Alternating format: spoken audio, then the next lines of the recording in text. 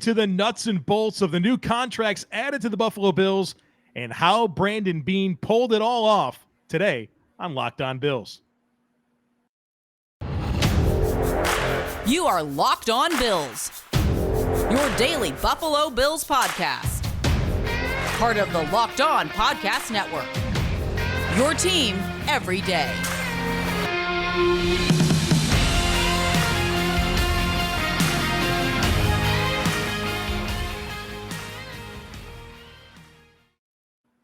What's up, Bills Mafia? It's Joe Marino from the Draft Network, and I'm your host of Locked On Bills. Happy Wednesday to you, and thank you for making Locked On Bills your first listen every day, or if you're joining us on the YouTube channel, your first watch every day. And if you're on YouTube, you already know Greg Tompsett from Cover One. He's here with us today because we got to talk about how in the world Brandon Beane has been able to pull off all that he's been able to pull off so far in free agency. And Greg he's at least my guy when it comes to salaries and contracts and cap space. And I love having him on this podcast because I learn things. And this is not always the most comfortable space for me to talk. I think I can get by when it comes to salary cap and cap space and contracts. But Greg is the number one expert on this stuff, especially when it comes to the Buffalo Bills. So, Greg, welcome. And I'm anxious to hear what you have to say about all this stuff today. Yeah, I appreciate it. As always, love jumping on with you. And I will say it's getting harder to answer the questions of whether the salary cap is a myth. Like I'm running out of answers and ammo here, but we'll get into all the fun that went along with that. So that's a good segue into the first question I have for you, Greg, because I am having a hard time figuring out how Brandon Beane pulled off this many moves, and we're going to get into them all. The purpose of today is we're not necessarily going to talk about how Von Miller and Rodger, Saffold and O.J. Howard fit this team. I want to talk about the implications on the salary cap in the long term, and we're going to pull up different screenshots of these contracts and talk about how they're structured and what it means for the future. But man, like this has definitely exceeded my expectations. How do you do it? How do you do this? How do you sign this many guys with that little cap space and do what he did? So, obviously we joke a lot about him being a wizard and magic and things like that. It really was a series of tools that he's always had in his tool belt, but that he never felt comfortable utilizing, that he was never a huge advocate of going to. Things like multiple year void years, things like initial signing bonuses and later placed guaranteed option bonuses, and being able to really lean into it. And it's funny whether it's in, different rebuilds and organizations. I've talked about it with people in fantasy football. A lot of what people mess up is if you're going to commit to something, one of the biggest mistakes you can do is to go down one path of a tear down rebuild and then hedge a little bit like, oh, well, maybe we're going to compete a little bit, or go the other direction. So what I really respect is if you're going to go down this path, it doesn't actually make sense to do it a little bit. If you're going to do it, you want to really lean into it. And I've gotten a lot of questions that we'll probably get to later on about, what does this mean for the future? It doesn't mean there's some huge anchor around our neck. It does mean we're one of those teams now. Every year, we're going to have to do some restructures. We're going to have to do some shuffling. He's opened Pandora's box now, and that's the world we're going to live in. Well, Beane said himself that he feels like he's done a good job of not compromising the future. And I'll take him at his word, but tell me, Greg, just right off the bat, are we the New Orleans Saints in 5 years or 4 years? Is that us? No, we're not. Wait, not yet. Not yet. There are some pieces that are going to be coming up, but as I project it, where things are at, it may mean that in the next 2 years, there's probably not going to be more additional significant ads. But it likely means this is kind of the team we're going to have. This is a 2-year run here. We're going to have this team even into the third year. There might be some challenges on some of the big re-signings. This might put some of the extensions into question of how to structure them, but there's not some big balloon year where we're all of a sudden, the Saints came in $80 million over the cap this year. None of the projections that I can see have us anywhere close to that. We're actually still under by a little bit in most of the years. That's without some of the extensions that'll put us close and some, cuts that we'll have to make. But there's no huge balloon payment here. He's just basically spending up to the cap already in the projected jumps in the next 2 years and using up a lot of that space now. All right, well, hit on draft picks, Mr. Beane, and continue building this thing. And part of the way he's been able to build it has been through some restructures, right? There's been some cuts. We know about those. John Feliciano was cut on the offensive line. Darrell Williams, Cole Beasley, and is there one more that is Astarlo Talele? Those are the four main cuts that happened to create cap space. The other two things that he did was restructure a couple of deals, only two of them. Micah Hyde, the safety, Matt Milano, the linebacker. Greg, let's talk about those restructures. What happened? And, I know that for at least Micah Hyde, I'm pretty sure there was like 2 or 3 void years added to the end of that deal. Yeah, it's the way that they did it. It's actually one of the crazier things. I'll bring up our friends over thecap.com. And the way that they did it was interesting. It was by doing void years, by stretching those things out. And if you look at the way that they've done it, we talked pre-show, I was like, well, that can't be right that we only restructured Micah Hyde and Matt Milano. There had to be more than that. It's actually pretty crazy. There's another $21 million in cap space that Brandon Beane could tap into by restructuring Stephon Diggs, Tre'Davious White, Josh Allen, or Deion Dawkins. Each of them are between like $5 to $6 million that they could go after, 2.5 for Josh, but the rest of them $5 to $7 million. And he didn't tap into those. He did most of it. Like you said, the 4 releases created a sizable amount. That was 18 or 19 million. And then the 2 restructures did a chunk as well. So the way that they went about that, and we'll dive right in and look at one of the contracts itself, is interesting because he hadn't really shown a willingness to stretch things out in that way before. So you look at somebody like Micah Hyde, the only time we had seen it was when he did 1 void year for Emmanuel Sanders. It's the only time he had ever done it. It was last year, and he did 1.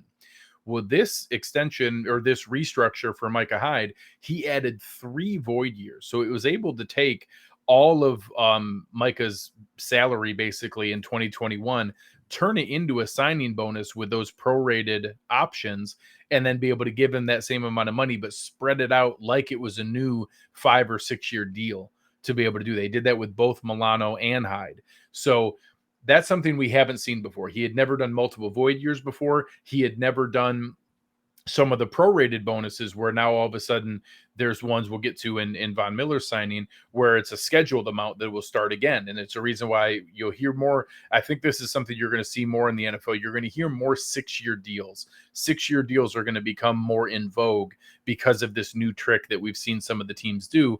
It's also the reason Josh Allen's was a 6-year extension. He did the same thing in his, but we had never seen that kind of movement before in those contracts. So, Greg, we're going to talk about void years quite a bit here. And so maybe you could help clarify what that is for anybody that doesn't. And just from a simple understanding that I have, let's say that you have a void year where you're on the hook for $2 million. If you were to re-sign that player, that money, right, like it doesn't count against the cap.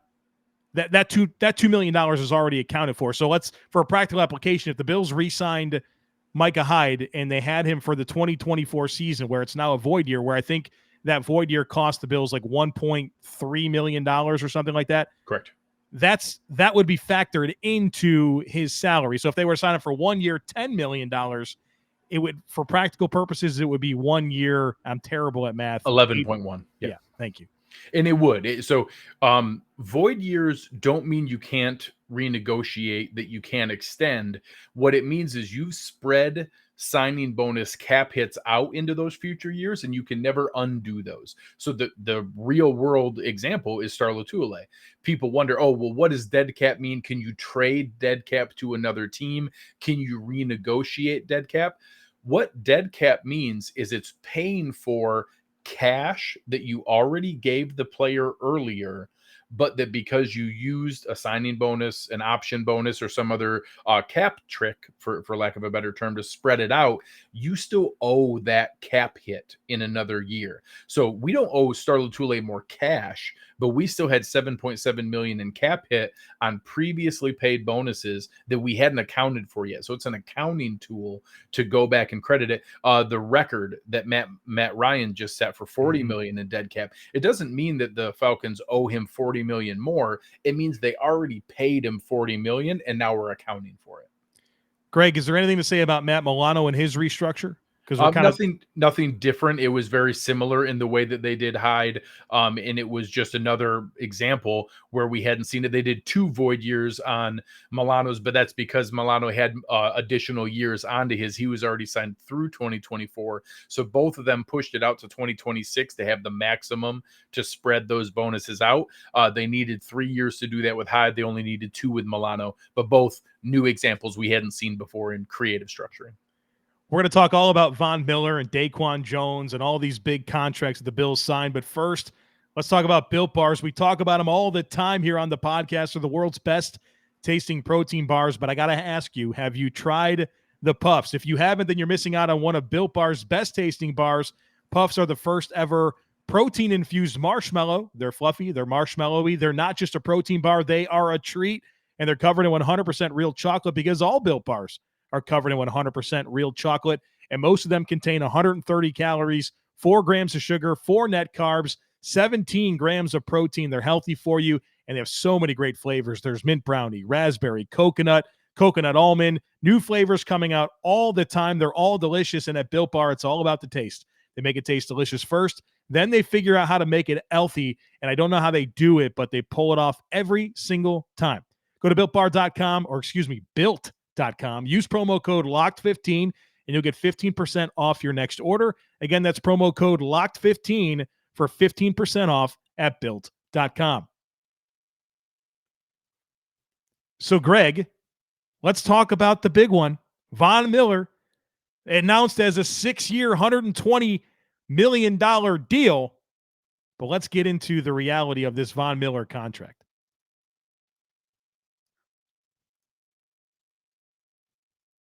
And Greg, you are on mute.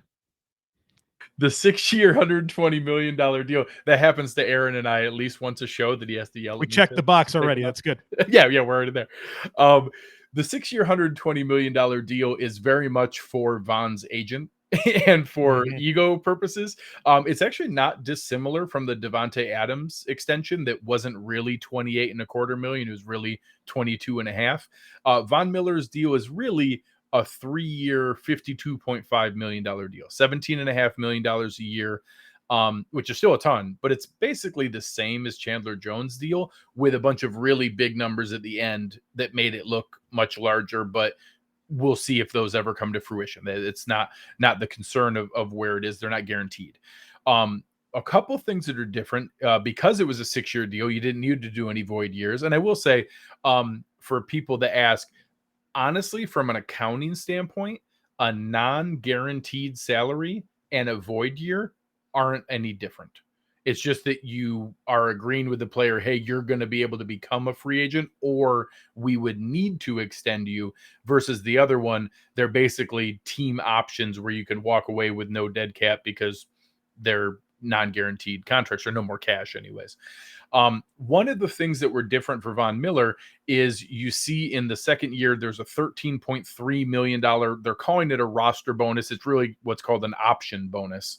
They built that, and the reason they did a 6-year deal, and the reason I prefaced that earlier, and they did this with Josh Allen as well, is the maximum proration, the maximum amount you can spread out a signing bonus is 5 years. So if you do a 6-year deal, the 6th year doesn't really help you. Well, what teams have figured out is if you agree with the agent that we are going to schedule another bonus next spring that's already guaranteed, so you're not going to worry about it. You don't get the cash now. You have to wait till next spring, usually on the 3rd or 4th business day of the league year. We're going to give you that big check, but we're then going to convert that into a signing bonus that's also prorated. So right now, it looks like his cap hit next year is $18.7 million. It's actually very quickly going to drop from 13.3.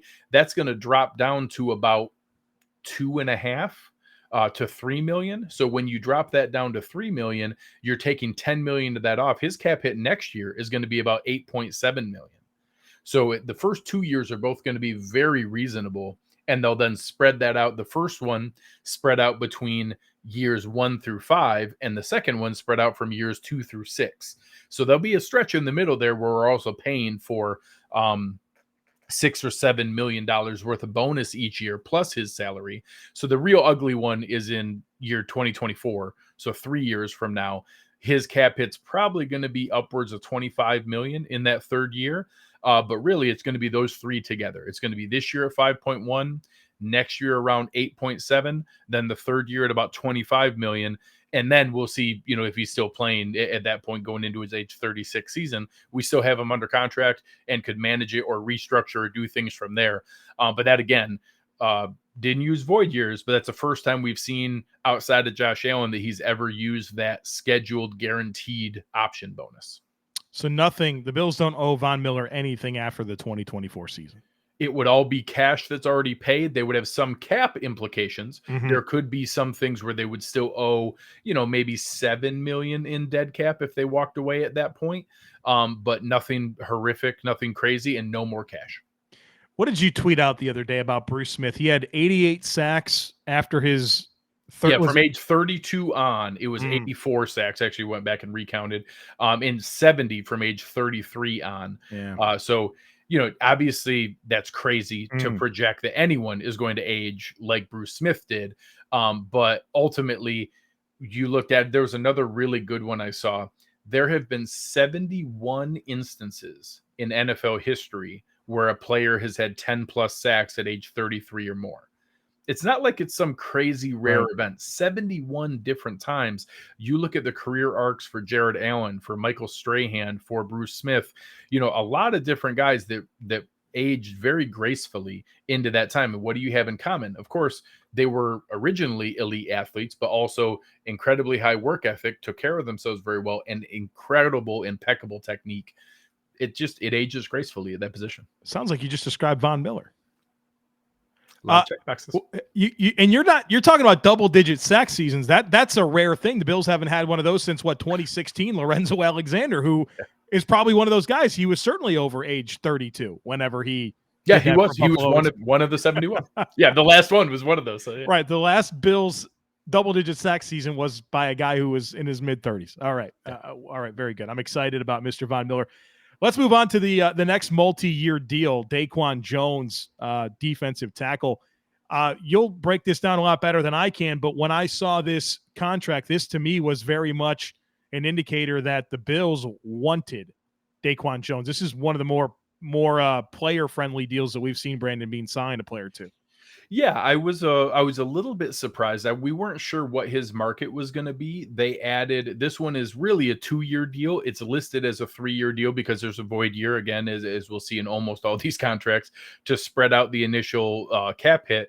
But the way that it was set up, that $5.5 million signing bonus plus the guarantee of the salary here, and he has a chunk guaranteed next year. Basically, all the 2 years at 10.6 million was fully guaranteed. He's going to be on this roster for 2 years, and is going to be there, and it's probably going to turn out to be, kind of a 2-year, $12 million deal is basically what I think it'll end up netting out to.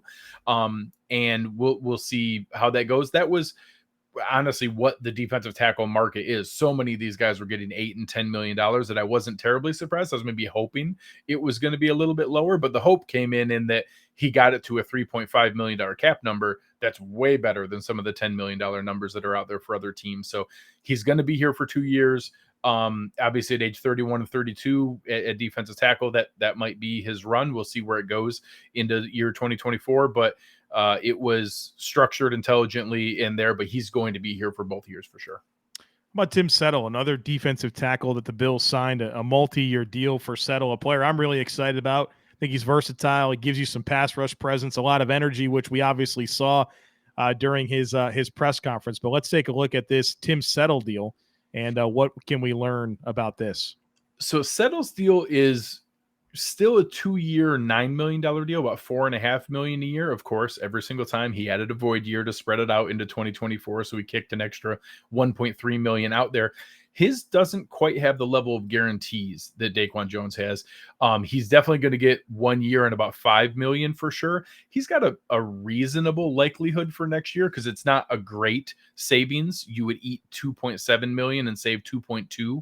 So that's not one that's going to be financial purposes, but it's not as locked in as what DaQuan Jones is. So I would say that he's very likely to be on the team for 2 years plus. And at that point, you're talking age 25 and 26 season. He's the kind of guy that you would then just look to extend again, the way they've done year to year with Poyer and Hyde. And we just saw Taron Johnson extended and Mitch Morse. He's the kind of guy that next spring you would look to, instead of going into a lame duck season, you would extend him again if he performed well. But Beane gave himself a little bit of an out here. It's not fantastic, but he could get out of it if he wanted to. Still a young player. And what I get excited about with Tim Settle, DaQuan Jones, and Ed Oliver is that you have your top 3 defensive tackles signed for the next 2 seasons, including 2022, which is a pretty good spot to be. Greg, they signed one more player to a multi-year deal, and it was one of their own, Mr. Isaiah McKenzie. Looking forward to hearing your thoughts on this contract, what we can learn about it. And, it feels like this has been all over the place. It started off as like a 2-year, $8 million deal. Then reality came and we saw the real deal and Jameson Crowder and a lot of all over the place comments about who's going to be the slot. So what can this contract tell us? What clues can this contract give us about what the team thinks of Isaiah McKenzie? So obviously both Aaron and I on our show have been, I'd say, cautious with Isaiah McKenzie. Like, we're happy when he contributes, but I also like to remind people he's 27 and this is going into his 6th year in the NFL. Mm-hmm. I think there's this idea that he's this like second year untapped potential guy that we just haven't seen. At some point, the sample size is what the sample size is.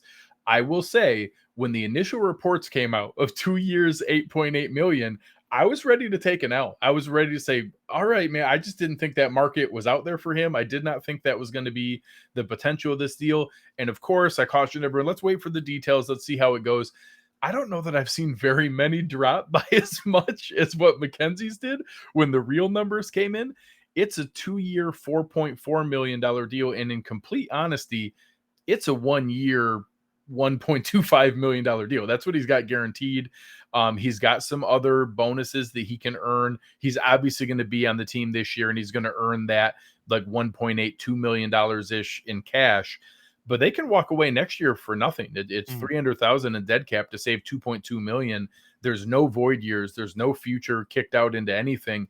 So he's under contract for 2 years, and it's a reasonable deal. It only jumps up from 1.8 million up to 2.5 million. So it's not like it's a crazy jump, but there's no guarantees in that second year. There's nothing that would penalize them outside of half of the signing bonus. And it was only a $600,000 signing bonus. So the reality is, in back-to-back years, Isaiah McKenzie was not tendered as a restricted free agent, was on the open market 2 years in a row. And between other teams bidding and the Buffalo Bills, he's come back on cap hits of 1.75 million and 1.85 million. The NFL sees him as a gadget guy. It is. Now, that doesn't mean I'm not excited to see, hey, is there more that they could utilize him with no Cole Beasley? But I also think the signing of Jameson Crowder shows you they weren't ready to put all their eggs in that basket. Yeah.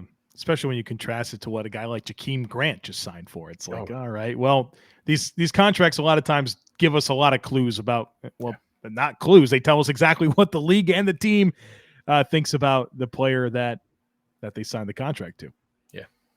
I need to tell you guys about a new partner, Athletic Greens. And folks, I started taking Athletic Greens because I wanted to see what all the hype was about. So what is the deal with this stuff?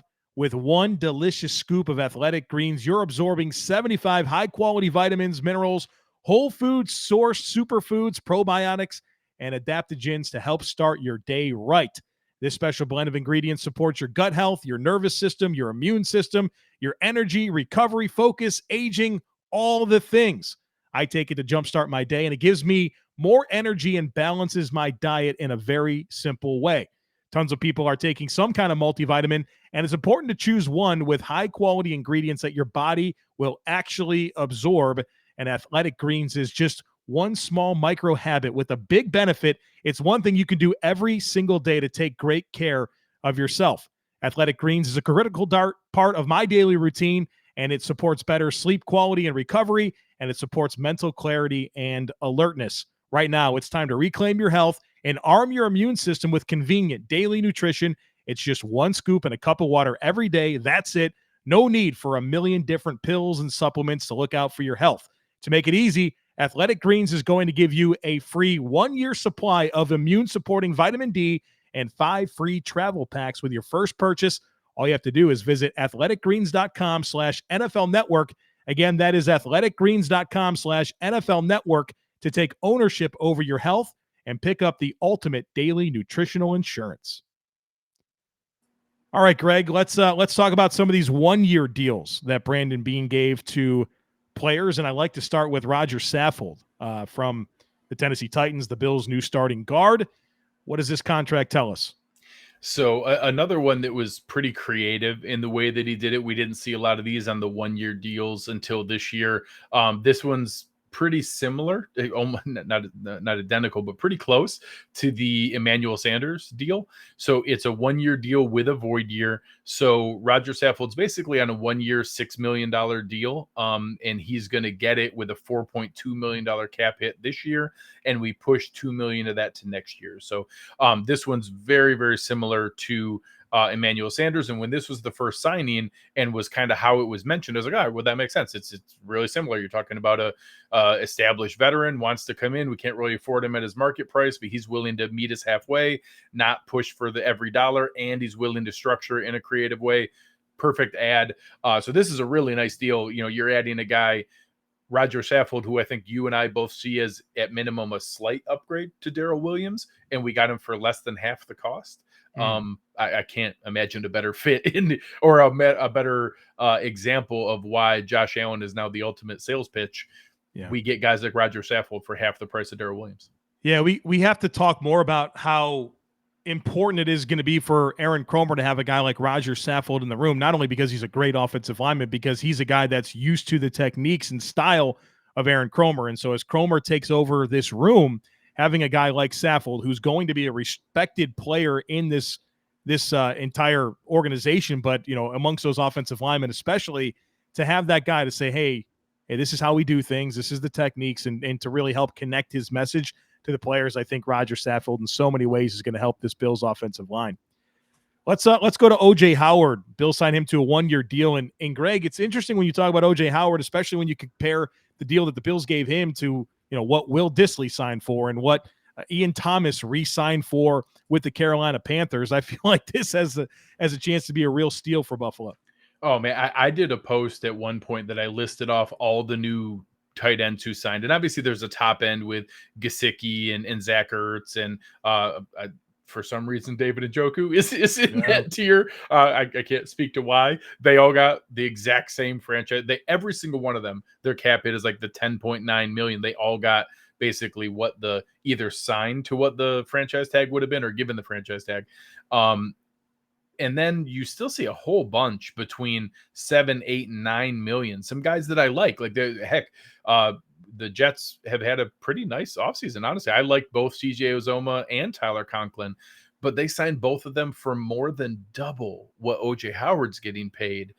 It's just crazy to me. And you see Evan Ingram go for $9 million. OJ Howard for a first year cap hit at $2.8 million and really a $3.5 million deal. He's more similar to the Tim Settle structure, where if things are going well, this is an easy extension next year, but we did technically kick $600,000 of his cap hit into next year just in case. But that's an easy extension. Still 28 years old. Tight ends age reasonably well. So still age 29 next year. He's coming in and having a guy like him at $3.5 million and only a $2.8 million cap hit with, he's getting paid half of Ian Thomas money. I can't ask for anything more. The next player I want to get into is Jameson Crowder, and I owe everybody my full analysis on Jameson Crowder. You'll get that tomorrow along with anything that Brandon Beane does between now and then. But I know that this deal came through pretty recently. Greg, is there anything to share on this Jameson Crowder contract? Not the level of detail that we have on the rest. We obviously know some of the pieces that were here. There's a few things that I think we can glean from how I'm assuming that it's going to get set up. So obviously, in the same way that Isaiah McKenzie's deal was listed as up to 8.8 million, Jameson Crowder's deal was listed as up to 4 million. The good news is Jameson Crowder, because last year he was only able to play in 12 games and only started 4 for the Jets. He had some lower production that he's had in previous years. He only scored 2 touchdowns, only 447 yards, only 51 touchdowns. There's a lot of room for not likely to be earned incentives. Also, I have a feeling a lot of players have AFC Championship game appearance, AFC Championship or Super Bowl appearance, Super Bowl win bonuses built in, where if those things happen, you don't pay those until the 2023 cap because they're not likely to be earned because the team didn't go to that stage last year. So in fact, the only player we can't do that with is Von Miller because he actually did those. They'd be likely to be earned incentives.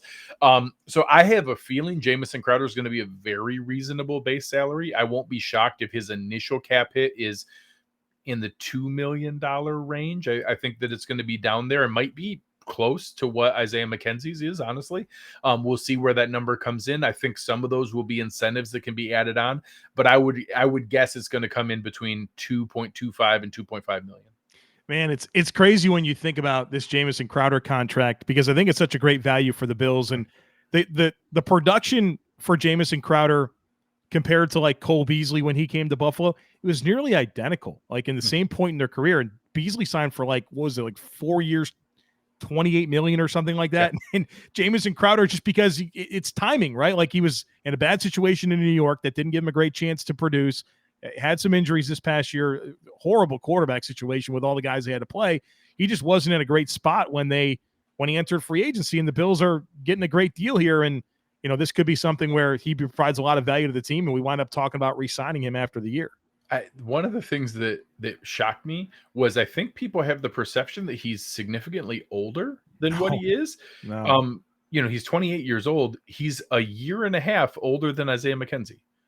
A year and a half. So they're going to play next year at 27 and 29. So it's not like this is some, you know, old, you know, struggling veteran holding it down until the new guy comes in. They're the same age.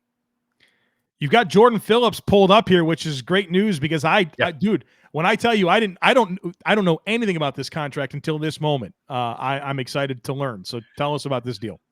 So I would say this one's closer to the DaQuan Jones deal in the sense of I was a little surprised. I thought this one was going to come in a little bit lower than what it was. It's basically a 1 year, $5 million deal. Really? 4.25 of it is guaranteed. And it has a pretty decent amount kicked into next year, 1.12 of it into next year. So his cap hit's only 3.5 million. But that was more than I expected. I expected it to be lower than that. So when he came back, it was for a reasonable amount of money, not crazy, but similar to what we're paying Tim Settle at defensive tackle. I don't know that I was expecting that. I was expecting this to be a little bump above, or we'll talk about it here with some of the remaining players.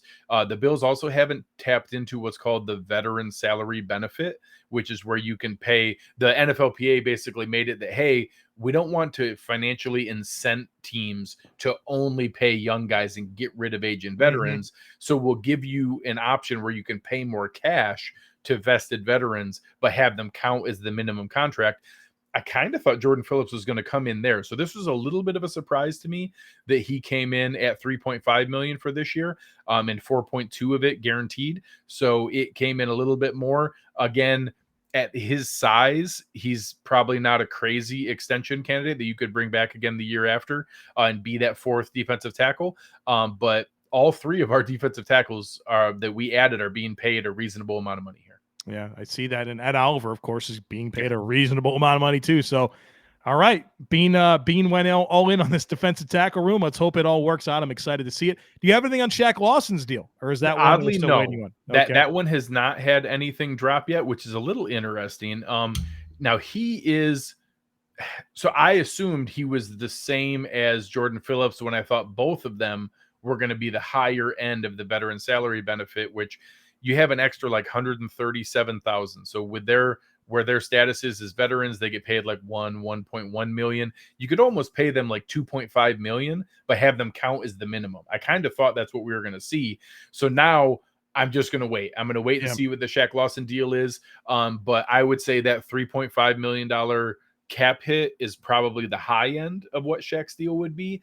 But the way he bounced around and things like that, maybe his comes in a little bit lower than Jordan Phillips. But I haven't even heard any estimates or any reporting on what it'll be. 2 contracts signed earlier this week, running back Duke Johnson, offensive lineman Greg Mans. If I'm not mistaken, these deals are pretty much the same. Maybe there's a workout bonus or something that's different. What can you tell us about those 2 deals? Those are both almost identical. There is maybe a $25,000 workout bonus for Duke Johnson, which is interesting that the guy with the big beer belly didn't get the workout bonus, but the other guy did. So anyone who didn't see the Bills PR announcement with Greg, like the stance that he's holding is like peak dad barbecue stance. Like it's perfect. It is the ideal male form. You need to go find it. Both of these contracts are what I mentioned earlier. So one of the things that especially competitive teams will do, where you have an owner willing to spend a little extra money that doesn't count towards the cap, they'll use what's called the veteran salary benefit. I mentioned it before. It's where instead of having to have a reason that, oh, we don't want to sign 30-year-old players, it benefits us financially to just sign 24-year-old players. You now have a reason to sign experienced guys and not hurt your cap. So these 2 guys are going to count as the minimum against the cap. They're going to count the same as a Jake Kumaro, as a DaQuan Johnson, as a Tommy Sweeney, but they're going to get paid in cash a little bit more than that. They're going to end up making maybe 1.5, 1.6 million in total, but count very low against the cap. So these are really smart deals. I assume Brandon Beane is offering these to everybody. Brandon Beane is going to offer these to everybody who hasn't signed. I'm sure you'll spend time on the really only remaining need we have here at cornerback too. I'm assuming there's a list of guys who have been offered low-end deals like this.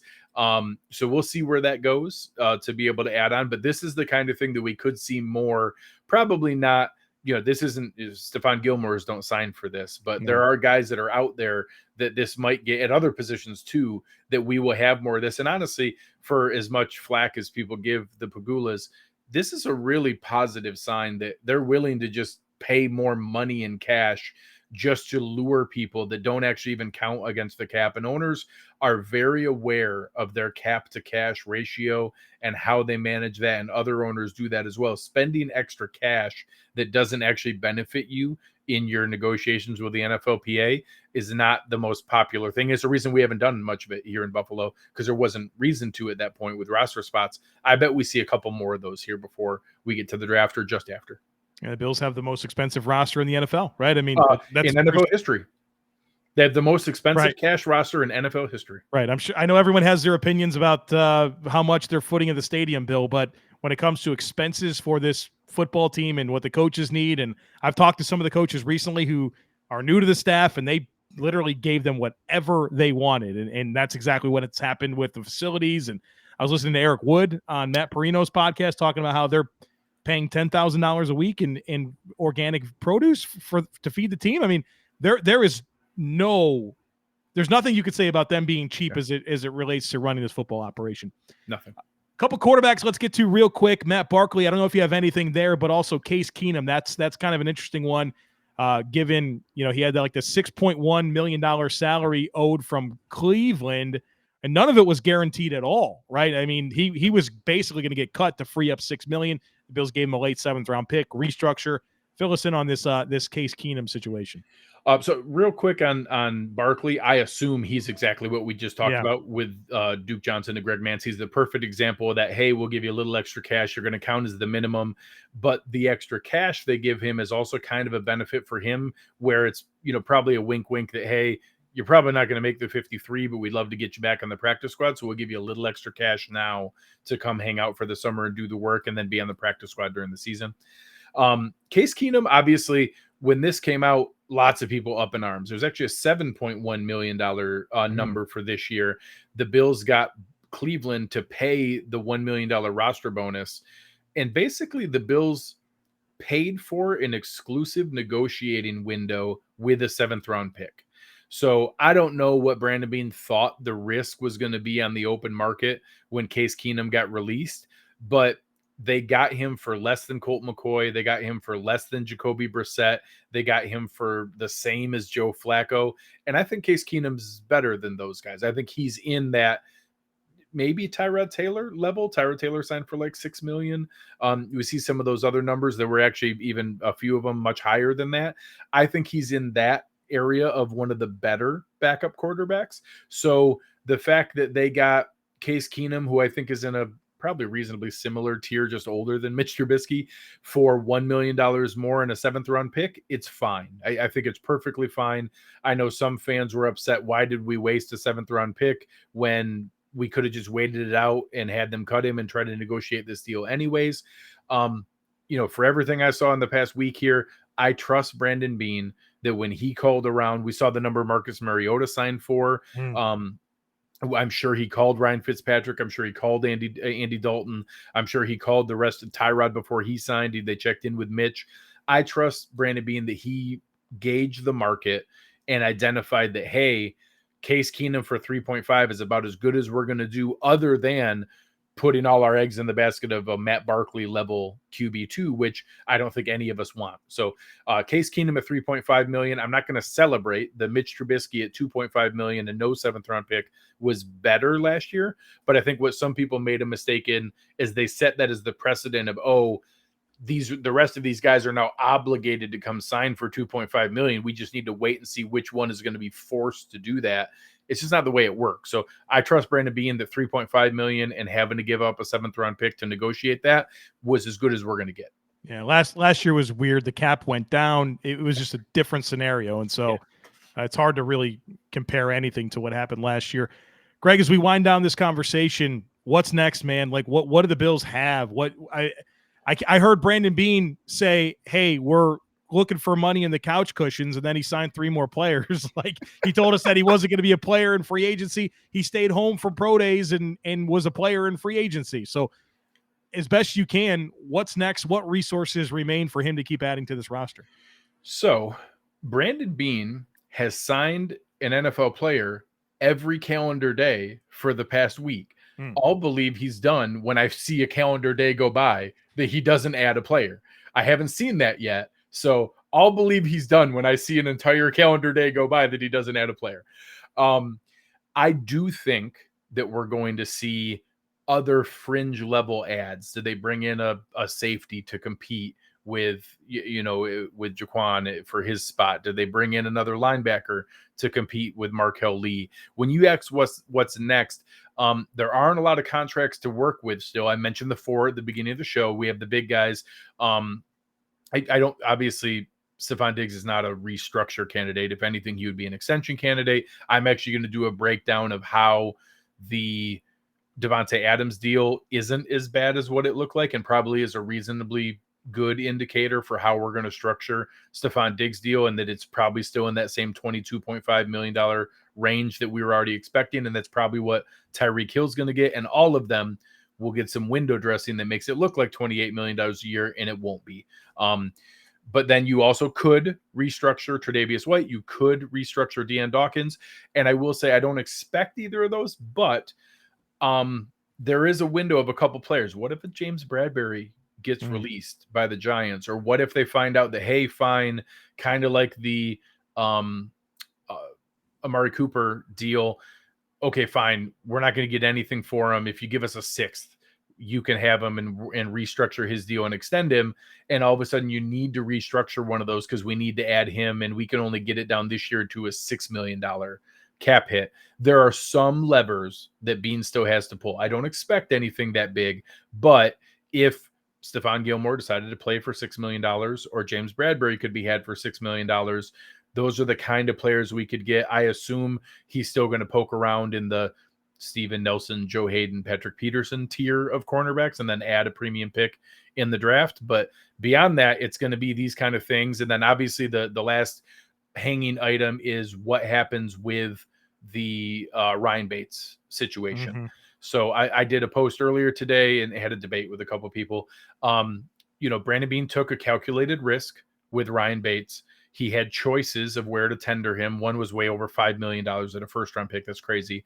He had a choice between a $2.4 million original round tender, which when we did Mike Gillislee, he signed and we got a fifth-round pick back because he was a fifth-round pick. Ryan Bates was undrafted, so your original round is undrafted. You don't get any draft pick. That was $2.4 million, and we could have done the second-round tender at $3.9. A lot of people are now frustrated. Why didn't we do that to scare everybody off and just lock it in at $3.9 million? Well, Brandon Beane's gambling that, hey, one, I can still get him back for nothing at $2.4 million and keep him as is. That's a grand slam. Someone could extend an offer that's between 2.4 and 3.9 million in the first year cap hit, and then that's a win because I didn't have to do the 3.9 and I get the extension. Somebody extends him around 3.9 to 4 million, which is what I would have spent anyways to do the second round tender, and I'm risking that versus someone tenders him at a number above 4 million where I have to now bite the bullet and say, all right, I lost my gamble, but we still keep him. And the ultimate downside of somebody front loads the deal so ugly that we can't match it and we lose him. But honestly, if someone wants to pay him 2 years, 14 million and put 12 million of that in the first year, well, God bless him. Go get your money. Yeah. Okay. We can restructure things. We'd get 2.4 million of cap space back and go sign Will Hernandez for $3 million. And I don't know that that's a huge downgrade over Ryan Bates, but there'd be plenty of guys who would come and play. I hope we keep Ryan Bates, or I hope we keep Rick Bates. If he leaves, he's back to Ryan Bates. Yeah. I hope we keep him, but I don't think it's this huge mistake that Brandon Beane made. He made a calculated risk that still could pay off. I want Ryan Bates back. I've been a champion for Ryan Bates, all of that type of stuff. But I've already made the decision that I'm not going to stress about this. Josh Allen's a quarterback. He's a guard. There will be opportunities. The Bills have one of the best offensive line coaches in the league. This on my stress level is just it's not getting up there at all. Ladies and gentlemen, Greg Tompsett sharing his expertise here today on the podcast. I really appreciate it, dude. You're always gracious with your time. You have information that I don't think anyone else is capable of talking about and sharing like you do. So as always, and on behalf of Bills Mafia, thanks for what you do. That's awesome. Thank you so much, man. I know it gets nerdy sometimes. Some of the numbers are there. This is a great show for anybody listening in a podcast form to come check out Joe's YouTube channel and to check out some of the screen shares that we did. Check out the guys, Jason Fitzgerald and the guys over at overthecap.com do an awesome job. Always the most up-to-date, accurate contracts that are out there. Make sure to check them out. But thank you, Joe. Appreciate the opportunity. All right, folks, that's going to do it for us here today on the podcast. Tomorrow, we'll get caught up on all of the Buffalo Bills news that has and has not happened yet. We'll get into Jameson Crowder and whatever else Brandon Beane gets done over the next day or so. So, as always, I would love it if you took a second to rate, review, share, and subscribe to the podcast. Have a great rest of your day, and I look forward to catching up with you again tomorrow.